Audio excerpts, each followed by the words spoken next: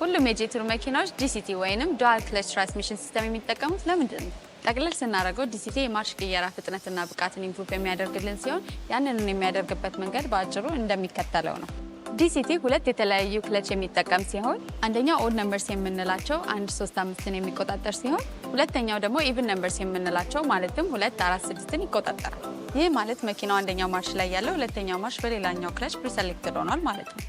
ስለዚህ በማርሽ ቅየራ መሀል ያለውን ጋፕ እጅግ በጣም ፈጣንና መኪናው የኃይል መቀነስ እንዳይገጥመው ያደርጋል። በአጭሩ የዲሲቲ ዋና ዋና ጥቅሞች አንደኛ ፈጣን የሆነ የጊር ሺፍት፣ ሁለተኛ ነዳጅ ቁጠባን ያሻሽላል፣ ሶስተኛ የተሻለ የማሽከርከር ፐርፎርማንስ እንዲሁም ተጨማሪ ሲስተም ማለትም ቶርክ ኮንቨርተር እንዳይኖር በማድረግ የመኪናችንን አክሰለሬሽን የተሻለ ያደርገዋል። ታዲያ አሁን ላይ ከጄቱር መኪናዎች ውጪ በተመሳሳይ ዲሲቲ ሲስተም የሚጠቀሙ መኪናዎች ከፖርሽ ለምሳሌ 911፣ ፓናሜራ፣ ከቢኤምደብሊው ለምሳሌ ኤም4፣ ኤክስ4፣ በሀገራችን ከተለመዱት ከሃዩንዳይ እና ኪያ መኪናዎች ደግሞ ሳንታፌ፣ ኤሌንትራ ኤን፣ ኪያ K5 እና ሶሬንቶ።